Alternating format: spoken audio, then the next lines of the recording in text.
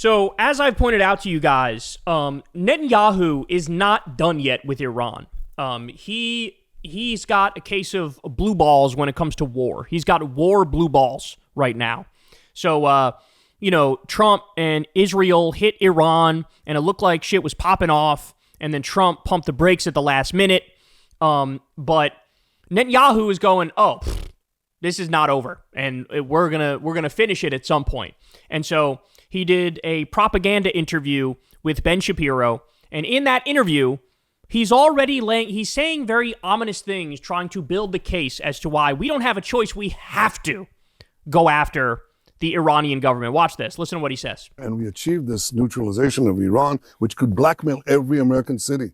First of all, that's a funny word to use. Especially because we know that Peter Thiel and Palantir, they are building blackmail databases virtually on the entire American public, right? They're trying to take your digital footprint, learn every single thing about you, build a blackmail database. Israel's got all these companies that spy on fucking everything we do. Pegasus is one. So for him to use that word is very weird, but we're not done. Listen to this. And we achieved this neutralization of Iran, which could blackmail every American city. People probably don't believe it, right? They don't believe it. We're far away, right? No, you're not. Iran is developing now ballistic missiles that are intercontinental ballistic missiles for 8,000 kilometer range. What does that mean? They add another 3,000 kilometers, and they've got under their atomic guns, New York City in target, Washington, Boston, Miami, Mar-a-Lago. Okay? So that is a very great danger. You don't want to be under the nuclear gun of these people who are not necessarily rational and who chant death to America. So, in other words, look out. Iran is going to nuke you. You better do something before they nuke you. Where have I heard this before? Oh, that's right. That was the argument against Saddam Hussein. Oh, we can't wait for the evidence against him to come in the form of a mushroom cloud. In other words, go to war now because Saddam Hussein might nuke us. He might nuke Tuscaloosa. He might nuke Nebraska.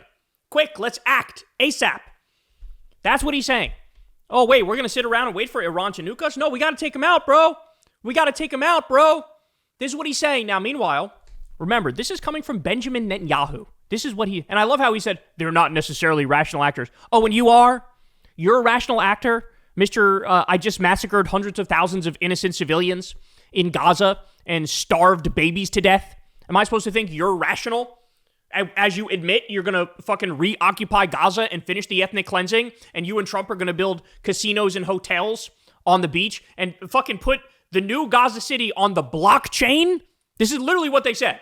So the same guy who said, Iran's going to nuke, quick, let us finish the war. Let's fucking do regime change. Remember this? This is Netanyahu in 2002. There is no question whatsoever that Saddam is seeking and is working and is advancing towards the development of nuclear weapons. Lie. Total lie. No question whatsoever. And there is no question that once he acquires it, history shifts immediately. The dangers posed by a nuclear-armed Saddam were understood by my country 2 decades ago, well before September 11th. In 1981, the late Prime Minister of Israel, Menachem Begin, dispatched the Israeli Air Force on a pre-dawn raid that destroyed the Iraqi nuclear reactor at Osirak. This probably took place months away from Saddam's ability to assemble the critical mass of plutonium for the first atomic bomb, or more than one. Today, the United States must destroy the same regime because a nuclear-armed Saddam will place the security of our entire world at risk. And make no mistake about it, if and once Saddam has nuclear weapons, the terror network will have nuclear weapons. 2 decades ago, it was possible to thwart Saddam's nuclear ambitions by bombing a single installation. But today, nothing less than dismantling his regime will do, because Saddam's nuclear program has fundamentally changed in those 2 decades. He no longer needs one large reactor to produce the deadly material necessary for atomic bombs. He can produce it in centrifuges the size of washing machines that can be hidden throughout the country. We listened to Netanyahu, and Dick Cheney and George W. Bush wanted exactly what Netanyahu wanted. Now, $7 trillion later, hundreds of thousands of innocent people killed later, millions displaced later, thousands of our own troops killed later, and what the fuck do we have to show for it? Nothing. Fucking nothing. In fact, everybody acknowledges and agrees now, oh yeah, the war on terror was fucking stupid. Why did we do it? But I'm still not done. Here is the Daily Show compilation.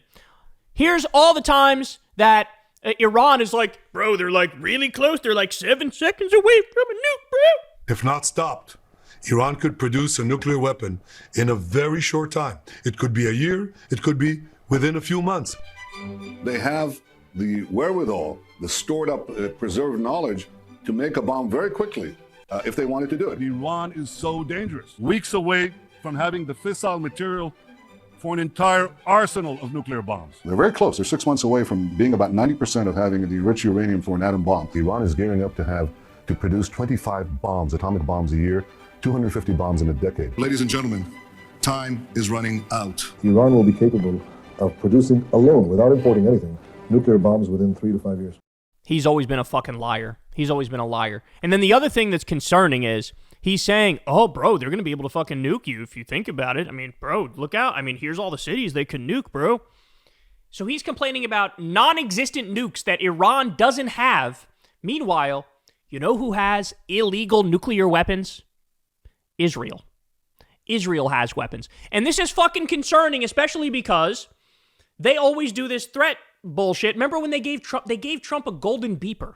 This was just after the Hezbollah beeper attack in Lebanon, which, by the way, killed a lot of non-Hezbollah people, and a lot of women and children were killed and or fucking mangled as a result of that illegal attack. But how is that not a fucking subtle threat? How is that not a threat? How is it not a threat when we had hundreds of lawmakers, U.S. lawmakers in Israel, and Netanyahu goes, you guys got cell phones, right? You got a cell phone on you, right? You know that's a little piece of Israel, right?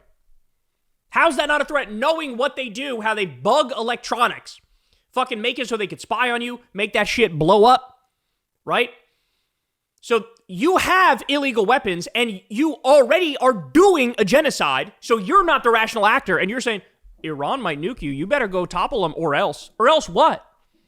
Is it really Iran that we need to worry about? I don't know. It doesn't sound like it to me, bro.